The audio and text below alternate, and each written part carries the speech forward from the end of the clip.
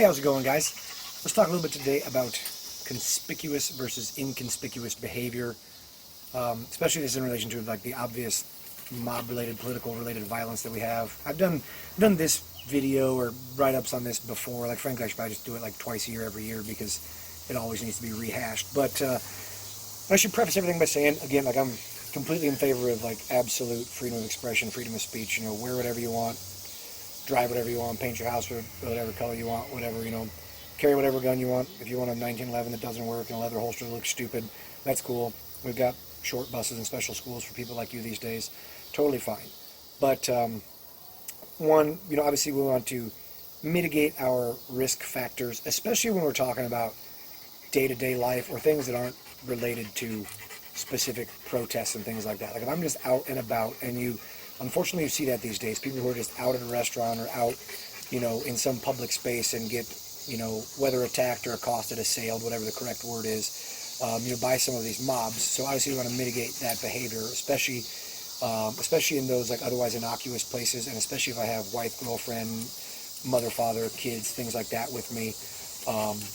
You know, that I need to make sure I'm doing what I can to keep them protected. So there's always kind of the obvious things as far as like wearing politically related, you know, clothing. Like if you've got a MAGA hat on, MAGA shirt, whatever. Things that are really obvious. I think everybody's kind of aware of those. You know, having Trump bumper stickers, or, you know, if you got a big Trump sign in front of your yard or whatever. Like me personally, I live a gray man life. Like one, I don't want the attention of people I don't like.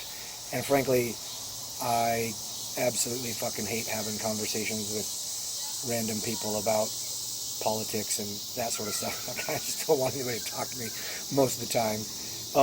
But there are definitely other things that people do and other things that people wear that they might not think are as conspicuous as they are, but they are. And especially like from my perspective, one, I'm a guy who does professional security for a living, so I'm always kind of analyzing people, but also like I'm a vet who doesn't like talking to essentially all other vets.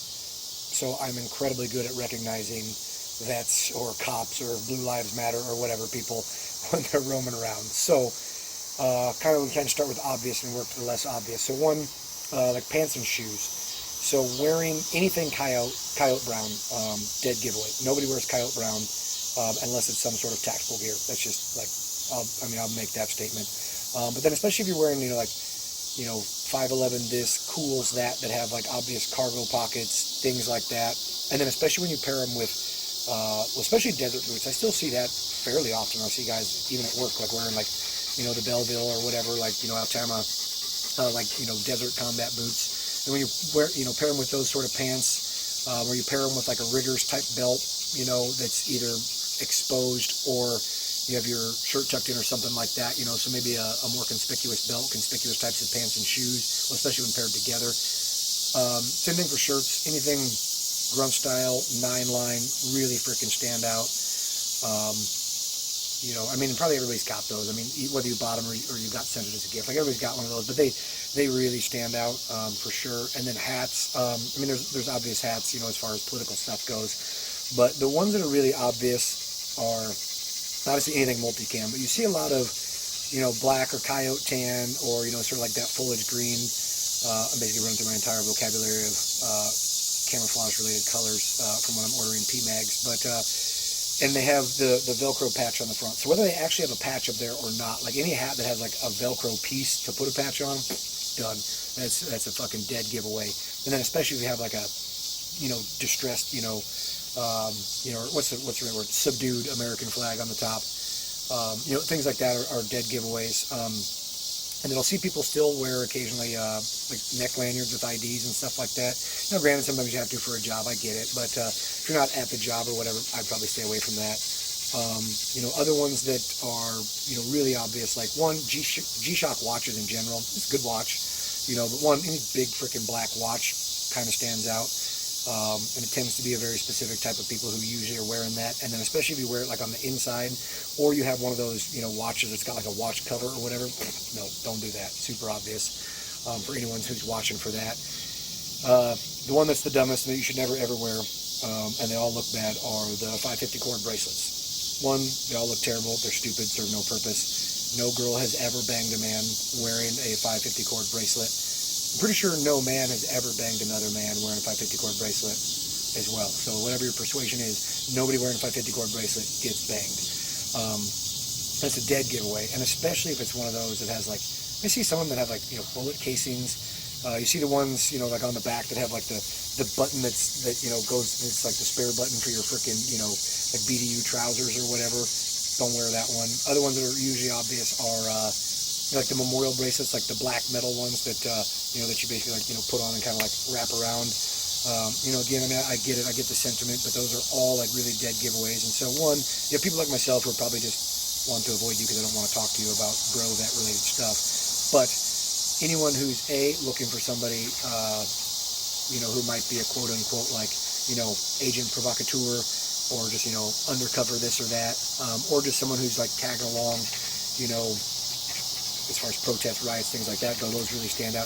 And then if there's someone who's like, hey man, you know, I want some good military gear, you know, I want a plate carrier, I want a gun or this or that. Somebody who has that sort of stuff stands out as someone who, if I follow him to his vehicle, or especially if I follow him home, I'm probably going to find some of those things. So those are really, you know, things that really stand out.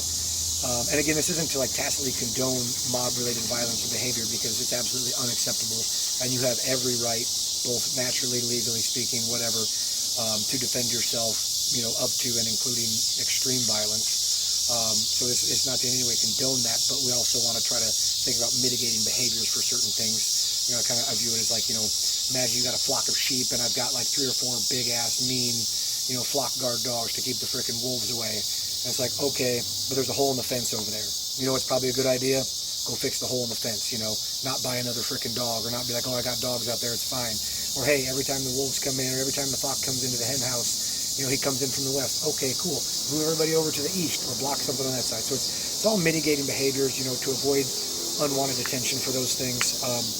And especially in the climate of just like one, you know, you don't want to draw extra attention to yourself when you're out with people who are, I guess, what you could call like uninvolved in your activities. But also, you know, let's say you're a cop or whatever, and you're off duty, and you're wearing every fucking cliche cop thing you could possibly wear off duty, and then someone's like, oh hey, you know, all cops are bastards, fuck 12, you know, pigs in a blanket, fry like bacon. I'm running out of you know, cop slander.